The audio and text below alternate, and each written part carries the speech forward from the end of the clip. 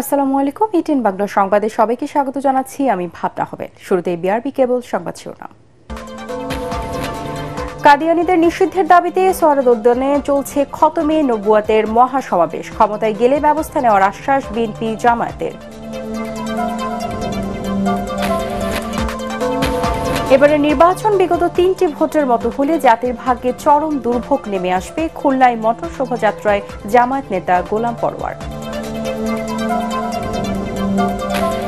শুনছিলেন বিআরবি কেবল সংবাদ শিরোনাম। এবারে বিস্তারিত।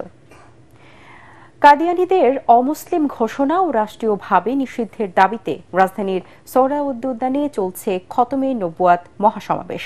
এতে যোগ দিয়ে বিএনপির স্থায়ী কমিটির সদস্য সালাউদ্দিন আহমেদ জানিয়েছেন, আগামীতে ক্ষমতায় গেলে সংসদে আলোচনা করে কাদিয়ানীদের বিরুদ্ধে আইনি ব্যবস্থা নেওয়া হবে। আর জামায়াতে ইসলামীর সহকারী সেক্রেটারি জেনারেল রফিকুল ইসলাম খান বলেছেন, ক্ষমতায় গেলে কাদিয়ানীদের রাষ্ট্রীয়ভাবে নিষিদ্ধ করা হবে। আরও জানাচ্ছেন ইয়াসিন রানা। রাষ্ট্রীয়ভাবে কাদিয়ানীদের বিরুদ্ধে ব্যবস্থা নেওয়ার দাবিতে সম্মিলিত খতমে নবুয়াত পরিষদ আয়োজিত আন্তর্জাতিক এই মহাসম্মেলনে যোগ দিতে সারা দেশের বিভিন্ন প্রান্ত থেকে সোহরাওয়ার্দী উদ্যানে আসেন লাখো মানুষ। দেশি বিদেশি বিভিন্ন ইসলামিক সংগঠন ও রাজনৈতিক নেতৃবৃন্দের পাশাপাশি সমাবেশে যোগ দেন আলেম, ওলামা, শিক্ষার্থী সহ বিভিন্ন শ্রেণী পেশার মানুষ। এতে সমাবেশ স্থল রূপ নেয় জনসমুদ্রে। সমাবেশে বক্তারা বলেন, ১৫০০ বছর আগে শেষ নবী হযরত মুহাম্মদ সাল্লাল্লাহু আলাইহি সাল্লামের মাধ্যমে নবুয়ত শেষ হয়েছে। এটা যারা মানে না তারা মুসলমান হতে পারে না। সরকারকে অবশ্যই কাদিয়ানীদের অমুসলিম ঘোষণা করে তাদের বিরুদ্ধে ব্যবস্থা নিতে হবে। কাদিয়ানীদের অমুসলিম ঘোষণা দাবি আদায় করার জন্য যদি প্রয়োজন হয় আবার ৫ই মের মতো ঢাকা অবরোধ করতে হবে। এ সময় জামায়াতের সহকারী সেক্রেটারি জেনারেল মাওলানা রফিকুল ইসলাম খান বলেন, ক্ষমতায় গেলে নিষিদ্ধ করা হবে কাদিয়ানীদের। মুহাম্মদ রাসূলুল্লাহ সাল্লাল্লাহু আলাইহি সাল্লাম নিজে বহু হাদিসে বলেছেন, তিনি সর্বশেষ নবী, এর পরে আর কোন নবী আসবে না। সুতরাং এর বাইরে যারা চিন্তা করে তারা কেউই মুসলমান হতে পারে না, সবাই অমুসলিম। আমরা যদি এই বাংলাদেশে জনগণ যদি আমাদেরকে নির্বাচিত করে, এই বাংলাদেশে আগামী দিনে অমুসলিম কাদিয়ানীরা অমুসলিম ঘোষিত হবে ইনশাআল্লাহ। বিএনপির স্থায়ী কমিটির সদস্য সালাউদ্দিন আহমেদ বলেন, সংসদে আলোচনার মাধ্যমে কাদিয়ানীদের বিরুদ্ধে আইনি ব্যবস্থা নেবেন তারা। পীরে কামেল হযরত উলামায়ে কেরাম, আমাদের দেশের বুজুর্গানে দিন যারা আমাদেরকে পরিচালিত করেন, সবাই যদি আপনারা সহযোগিতা করেন, একসাথে থাকেন, তাহলে আপনাদের এখানে আজকে যে সমস্ত দাবি দেওয়া আছে জাতীয় সংসদে আলাপ আলোচনার মাধ্যমে গ্রহণ করা হবে ইনশাআল্লাহ। খতমে নবুয়াত আন্দোলনে দলমত নির্বিশেষে সকল মুসলমানদের অংশ নিতে আহ্বান জানানো হয় মহাসম্মেলনে। ইয়াসিন রানা, এটিএন বাংলা, ঢাকা।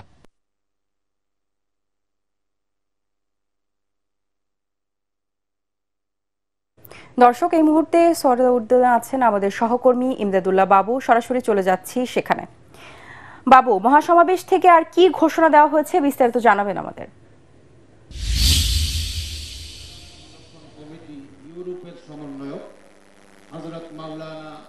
ভাবনা, আজ সকাল থেকে কিন্তু কেন্দ্রীয় শহীদ মিনারে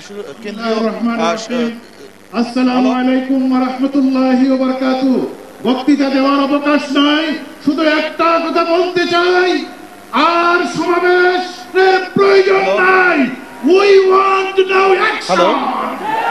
এখন অ্যাকশনে যেতে হবে। সোহরাওয়ার্দী উদ্যানে সকাল থেকে কিন্তু চলছে খতমে নবুয়ত সম্মেলন, এবং এখানে আমরা দেখতে পাচ্ছি যে বিশ্বের 5টি দেশে, বাংলাদেশ, পাকিস্তান, ভারত সহ 5টি দেশের আলেম ওলামা কিন্তু এই সম্মেলনে অংশ নিয়েছেন, এবং এই সম্মেলন সোহরাওয়ার্দী উদ্যানে রয়েছে সেটি সকাল থেকে কানায় কানায় পরিপূর্ণ হয়ে গেছে। আমি ঠিক দাঁড়িয়ে রয়েছি এই স্টেজের কাছে, এবং স্টেজ থেকে আলেম ওলামার যে দাবি দাওয়াগুলো রয়েছে সেগুলো কিন্তু বলছেন, এবং এখানে যারা উপস্থিত রয়েছেন তারা কিন্তু শুনছেন। তাদের একটি দাবি হচ্ছে যে বাংলাদেশে যে কাদিয়ানীরা রয়েছেন তাদেরকে অবিলম্বে অমুসলিম ঘোষণা করে তাদের যত রকমের কার্যক্রম কার্যক্রম আছে সেগুলোকে বন্ধ করতে হবে।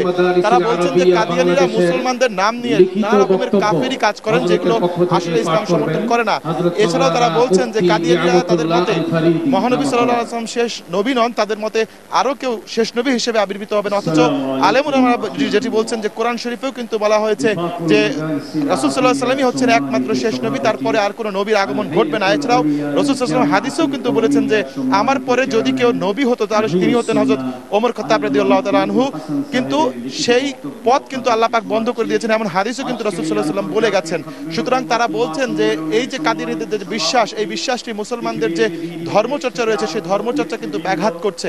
সেই কারণেই তারা বলছেন যে যত দ্রুত সম্ভব কাদিয়ানীদের অবিলম্বে নিষিদ্ধ করতে হবে। কারণ 5 আগস্টের পরে যে সরকার এখন গঠিত হয়েছে এই সরকার কিন্তু ইসলামী চেতনায় বিশ্বাসী, এমনটি তারা দাবি করছেন। এবং যেহেতু তারা ইসলামী চেতনায় বিশ্বাসী সেক্ষেত্রে তাদেরকে অবশ্যই এ বিষয়ে কার্যকর পদক্ষেপ গ্রহণ করতে হবে, এমনটি দাবি তারা জানিয়েছেন। একই সাথে তারা বলছেন কাদিয়ানীরা এই যে সমাবেশটি হচ্ছে এই সমাবেশ থেকে তারা 6 দফা ঘোষণাপত্র দিয়েছেন এবং সেই ঘোষণাপত্রে তারা বলছেন যে কাদিয়ানীদের সাথে মুসলমানদের যে বিবাহ রয়েছে বা বিবাহের যে সম্পর্ক রয়েছে এগুলো বন্ধ করতে হবে। মুসলমানদের কোনো অবস্থাতেই কাদিয়ানীদের সাথে বিয়ে করার কোনো সুযোগ নেই। তারা আরো বলছেন যে কাদিয়ানীরা যেসব মসজিদে নামাজ পড়ছে সেগুলোকে মসজিদ না বলে কাদিয়ানী উপাসনালয় হিসেবে ঘোষণা করতে হবে। একই সাথে তারা বলছেন যে কাদিয়ানীরা মারা যাওয়ার পর তাদের জানাজা যাতে মুসলমানদের যে মসজিদ রয়েছে সেসব মসজিদে যাতে না হয় সে বিষয়ে কঠোর পদক্ষেপ নিতে হবে। তারা বলছেন যে কাদিয়ানীদের যে কবরস্থান রয়েছে সেটিকে আলাদা করতে হবে, পৃথক করতে হবে, সুন্নি মুসলমান যারা রয়েছেন তাদের সাথে যাতে তাদের কবরস্থ করা না হয় এই বিষয়েও কিন্তু তারা বারবার এই সমাবেশ থেকে ঘোষণা করছেন।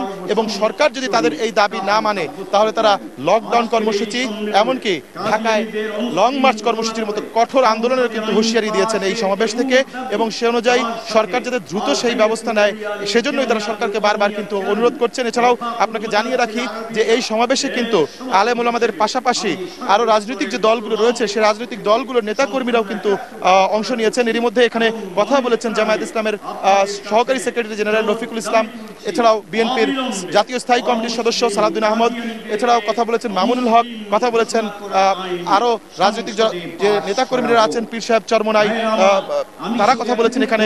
এবং তারা প্রত্যেকেই বলেছেন যে জনগণ তাদেরকে রায় দিলে তারা সংসদে গিয়ে, বিএনপি যদি বলছে যে তারা সংসদে গিয়ে আইনিভাবে কিভাবে এই বিষয়গুলোকে সুরাহা করা যায় সেই বিষয়ে তারা সিদ্ধান্ত গ্রহণ করবে। জনগণের মতামত নিয়ে তারা কিন্তু কাদিয়ানীদের বিরুদ্ধে ব্যবস্থা নেবে।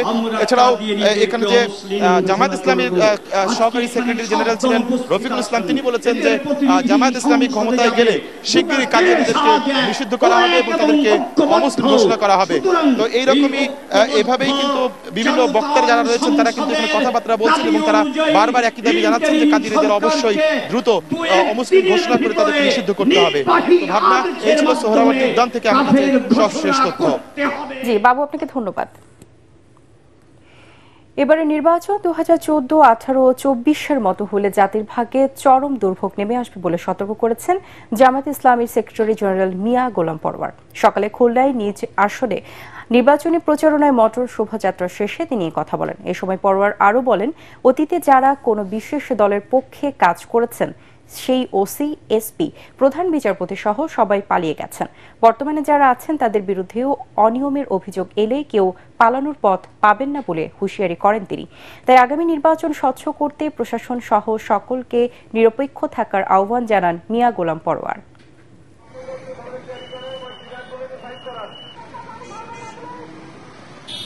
এবারের নির্বাচন যদি 14, 18, 24-এর মতো নির্বাচন হয় জাতির ভাগ্যে দুর্ভোগ নেমে আসবে। ভোটারদের জন্য ভয়ভীতি কারো টাকা দিয়ে প্রচন্ড চাপ সৃষ্টি করে না হয়, প্রত্যেক দল এবং প্রার্থী সমান সুযোগ দিয়ে যেন নির্বাচনী কাজ করতে পারে। 13 নভেম্বর লকডাউনের সাথে জাতীয় ঈদগাহ এলাকায় আশরাফুলের 26 টুকরো মরদেহের কোনো সম্পর্ক নেই বলে দাবি করেছেন পুলিশ। ত্রিভুজ প্রেমের বলি হয়েছেন রংপুরের ব্যবসায়ী আশরাফুল। বন্ধু জরাজের প্রেমিকা শামিমার সাথে যৌন সম্পর্ক করতে চাইলে রাগের মাথায় আশরাফুলকে খুন করেন জরাজ। জরাজকে গ্রেপ্তারের পর এমন তথ্য দিয়েছেন ডিবি প্রধান শফিকুল ইসলাম। তবে র্যাব বলছে প্রেমের ফাঁদে ফেলে টাকা আদায়ের টার্গেট করে আশরাফুলকে হত্যা করা হয়েছে। জি এম তসলিমের রিপোর্ট। চলতি মাসের 13 তারিখ শেখ হাসিনার রায়ের তারিখকে কেন্দ্র করে লকডাউন সারা দেশে। সন্ধ্যায় জাতীয় ঈদগাহ ময়দানের পাশে দুটি ড্রামে 26 টুকরো মরদেহ শনাক্ত করে পথচারীরা। এই খবরে আতঙ্ক ছড়িয়ে পড়ে রাজধানীতে। প্রশ্ন ওঠে হত্যাকাণ্ডের মোটিভ নিয়ে। গোয়েন্দা সংস্থাগুলো আটসাট বেঁধে মাঠে নামে। পরে তথ্য প্রযুক্তির সহায়তা ও সিসিটিভি ফুটেজ বিশ্লেষণ শুরু করে আইনশৃঙ্খলা বাহিনী। প্রথমেই শনাক্ত করা হয় ড্রাম দুটি নিয়ে আসা সিএনজিটিকে। সাথে পরিচয় জানা যায় মৃত ব্যক্তির। আশরাফুল নামের ওই ব্যক্তি তার বন্ধুর সাথে ঢাকা এসেছিলেন। এরপরে ঘটনা শনাক্তে অভিযুক্ত জরেজ ও প্রেমিকা শামীমাকে গ্রেফতারে মাঠে নামে আইনশৃঙ্খলা বাহিনী। বিভিন্ন স্থানে অভিযান চালিয়ে শামীমাকে কুমিল্লা থেকে গ্রেফতার করে র্যাব।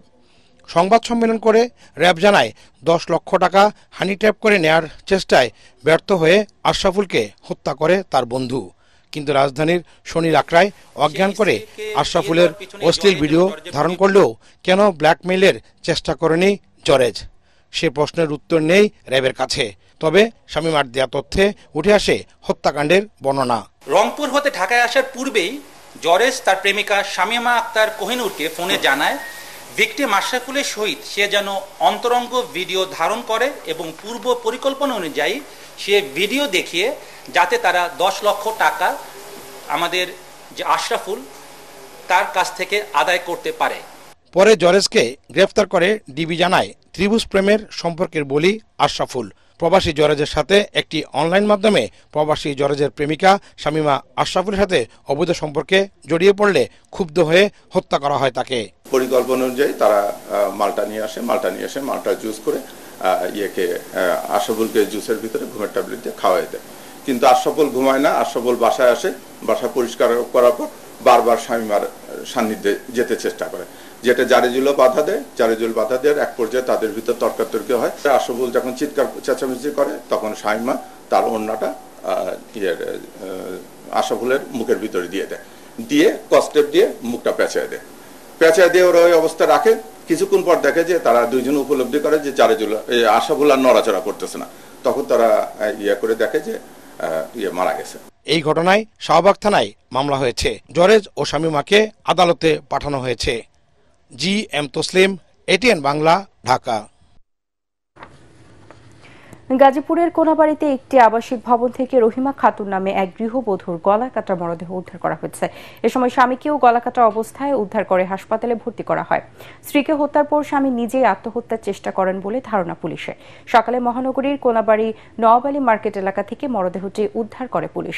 এর কিছুক্ষণ পর পাশে পড়ে থাকা স্বামীকে হাসপাতালে পাঠানো হয়। আহত ইমরান হোসেনের বাড়ি ময়মনসিংহের হালুয়াঘাট থানার আমতলা গ্রামে। পুলিশ জানায় ইমরান ও রহিমা তাদের সন্তান শারমিনকে নিয়ে কোনাবাড়ি নওয়াবালি মার্কেট এলাকায় একতা ভিলার ৫ম তলায় ভাড়া থাকতেন। তাদের মধ্যে ঝগড়া হলে ইমরান ধারালো অস্ত্র দিয়ে প্রথমে স্ত্রী রহিমাকে জবাই করে পরে নিজের গলা কেটে আত্মহত্যার চেষ্টা করে সে। একটা বিয়া করছে 2টা সন্তান আছে, একটা ছেলে আছে একটা মেয়ে আছে। ওরা বাড়িতে থাকে, আগে এই জায়গায় ঢাকা থাকতো, ওরা বাড়িতে চলে গেছে গা। দ্বিতীয় বিয়া করার পরে আসে এই জায়গায় থাকে। এই জায়গায় আমরা থাকি এক জায়গায়, ও থাকে আলাদা ভাবে। পুলিশ আইবো, তদন্ত নিব, তারপরে আমরা সিদ্ধান্ত মানতে তোমায় ছেড়ে তো সাজাইব না। আজ সেই ভয়াল 15 নভেম্বর 2007 সালের এই দিনে সুপার সাইক্লোন সিডরের আঘাতে লণ্ডভণ্ড হয়ে যায় দেশের উপকূলীয় এলাকা। নিহত হয় অসংখ্য মানুষ, পশু পাখি, জীবজন্তু। মাটির সাথে মিশে যায় ঘরবাড়ি, গাছপালা, ক্ষেতের ফসল। বিড়িবাঁধ না থাকায় ঝালকাঠির সর্বদক্ষিণের উপজেলা কাঠালিয়ার ক্ষয়ক্ষতি হয় জেলার সব মধ্যে সবচেয়ে বেশি। সিডরের 1.5 যুগ পেরিয়ে গেলেও ক্ষতিগ্রস্ত বাঁধ নির্মিত হয়নি আজও। নিম্নচাপের খবর শুনলেই আতঙ্কিত হয়ে পড়ে উপজেলার 2 লক্ষাধিক মানুষ। পানিতে মানে ঘর ভেঙে গেছে। এগুলা চাই যে আমাদের বেরিবারটা ঠিক করে দিলে আমরা ভালো থাকতে পারতাম, নাইলে তো আবার এরকম বন্যা হইলে সবকিছু বাচ্চাদের নিয়ে আমরা কোথায় যাব? কৃষি ভাতা কিছু দেওয়া যায় না। গরু ছাগল তো পালা যায় না। অনেক গরু ছাগল মরি গেছে। আমাকে ঘর দুয়ারও অনেক নামি গেছে। পাশে যারা এই অবদারে যে পাশে আনলে এর পর আনমের এককালে এখন একটু নিম্নচাপ হইলি কি জোয়ার জোবা উঠলি ওমে ধরেন তলাই যে বাড়ি। এবারে পূবালী ব্যাংক বাণিজ্য সংবাদ।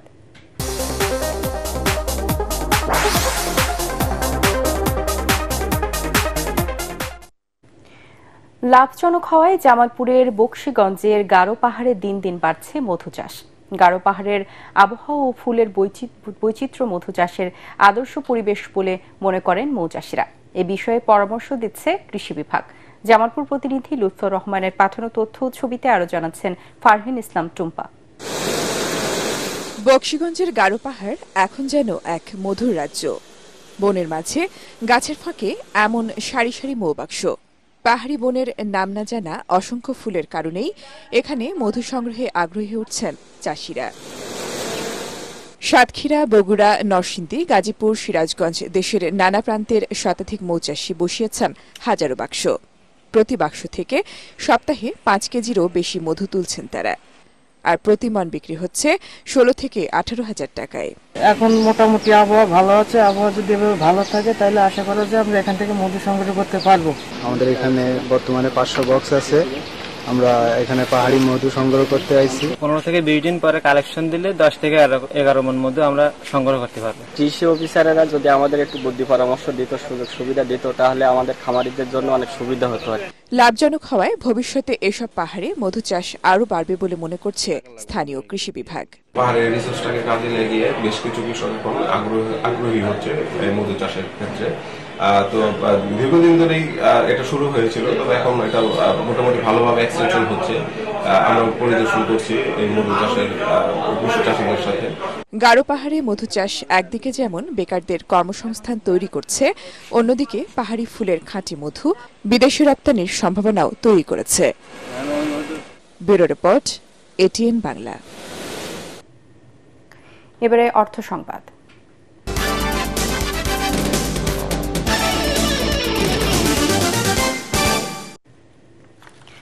বিকাশের ব্র্যান্ড অ্যাম্বাসেডর হলেন বাংলাদেশ জাতীয় ফুটবল দল ও ইংলিশ লেস্টার সিটি ফুটবল ক্লাবের জনপ্রিয় ফুটবলার হামজা চৌধুরী।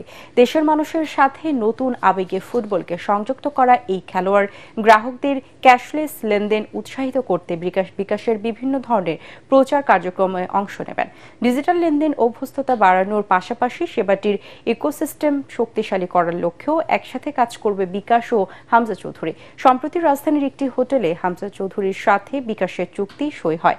বিকাশের chief marketing officer Mir Nabat Ali, chief legal officer Majedul Islam এবং chief external and corporate affairs officer অবসরপ্রাপ্ত major general Sheikh Mohammad Monirul Islam, head of brand Ashraf Ul Bari সহ ঊর্ধ্বতন কর্মকর্তারা এ সময় উপস্থিত ছিলেন। এবারে সন্ধানী লাইফ ইন্স্যুরেন্স আন্তর্জাতিক সংবাদ।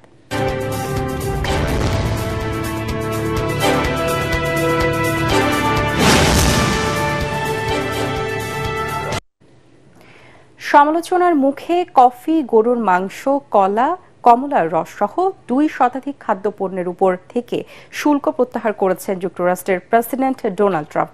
এ সংক্রান্ত একটি আদেশে সই করেছেন ট্রাম্প। ইতোমধ্যেই সেই আদেশ যুক্তরাষ্ট্র জুড়ে কার্যকর হয়েছে। যুক্তরাষ্ট্রের প্রেসিডেন্টের সরকারি বিমান এয়ারফোর্স 1-এর ফ্লাইটে সাংবাদিকদের সাথে মতবিনিময়কালে জানিয়েছেন তার দেশে কোনো মূল্যস্ফীতি নেই। গত 2 এপ্রিল বিশ্বের 100টিরও বেশি দেশের উপর বর্ধিত রপ্তানির শুল্ক আরোপ করেন ট্রাম্প। এরপর থেকেই তার এই সিদ্ধান্তের বিরুদ্ধে দেশটির সাধারণ জনগণ ক্ষোভ জানিয়ে আসছিল। তাই এবারে থাকছে খেলার খবর।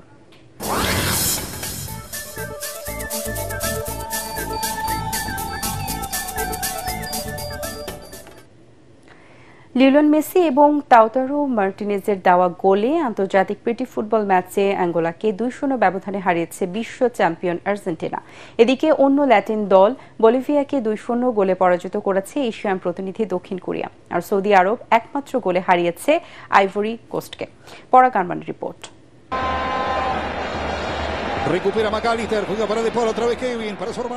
সময় কিছুটা গতি কেড়ে নিলেও পাওয়ার অ্যান্ড স্কিল হয় আরো ক্ষুরাধার। লিওনেল মেসির এই গোলটি যেন তারই নির্দেশক। মেসি কেন মহাতারকা, আবারও যেন তারই প্রমাণ। তবে অ্যাঙ্গোলার বিপক্ষে প্রীতি ম্যাচে 3বারের বিশ্ব চ্যাম্পিয়ন আর্জেন্টিনার 2 গোলের জয়ে ছিল অধিনায়ক লিওনেল মেসির ছোঁয়া। প্রথম গোলটি করিয়েছেন এবং অন্যটি নিজে করেছেন।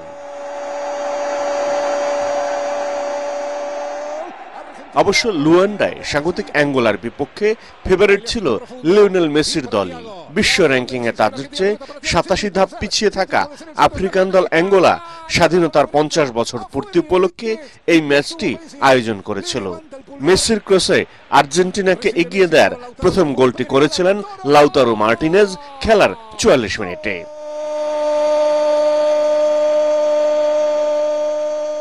ল্যাটিন দল আর্জেন্টিনা জিতলেও হেরেছে আরেক ল্যাটিন সদস্য বলিভিয়া। গোলশূন্য প্রথমার্ধের পর সং হিউয়েন মিং এবং চো গুই সাংয়ের কল্যাণে নিজেদের মাঠে বলিভিয়াকে 2-0 ব্যবধানে হারিয়েছে এশিয়ান পাওয়ার হাউস দক্ষিণ কোরিয়া।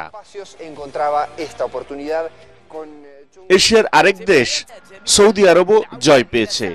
নিজেদের মাঠ কিং আবদুল্লাহ স্পোর্টস সিটিতে তারা খেলার 8 মিনিটে দেয়া সালে আবু আল সামাতের গোলে হারিয়েছে আফ্রিকান প্রতিপক্ষ আইভরি কোস্টকে। পরাগামান, এটিএন বাংলা। বাবর আজমের সেঞ্চুরিতে শ্রীলঙ্কাকে 8 উইকেটে পরাজিত করে 3 ম্যাচের ওয়ানডে সিরিজ 1 ম্যাচ বাকি থাকতেই 2-0 জিতে নিল পাকিস্তান। রাওয়ালপিন্ডিতে টসে হেরে ব্যাটিংয়ে নেমে 8 উইকেটে 288 রান তুলে শ্রীলঙ্কা। দলের পক্ষে সর্বোচ্চ 54 রান করেন জানিত লিয়ানার্ডো। কামিন্দো মেন্ডিস করেন 44 রান।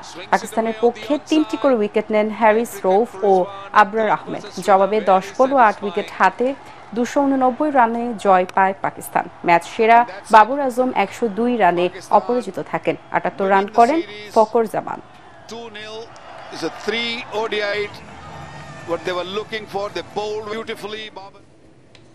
শেষ করার আগে বিআরবি কেবল সংবাদ শিরোনামগুলো জানিয়ে দিব আরো একবার। কাদিয়ানীদের নিষিদ্ধের দাবিতে সোহরাওয়ার্দী উদ্যানে চলছে খতমে নবুয়তের মহাসমাবেশ। ক্ষমতায় গেলে ব্যবস্থা নেওয়ার আশ্বাস বিএনপি জামায়াতের। এবারে নির্বাচন বিগত 3টি ভোটের মতো হলে জাতির ভাগ্যে চরম দুর্ভোগ নেমে আসবে। খুলনায় মোটর শোভাযাত্রায় জামায়াত নেতা গোলাম পরোয়ার। পরবর্তী সংবাদ দেখার আমন্ত্রণ জানিয়ে এখনকার মতো শেষ করছি এটিএন বাংলার সংবাদ। ইউটিউবে দেখতে ব্রাউজ করুন youtube/ATN Bangla News। ধন্যবাদ সবাইকে।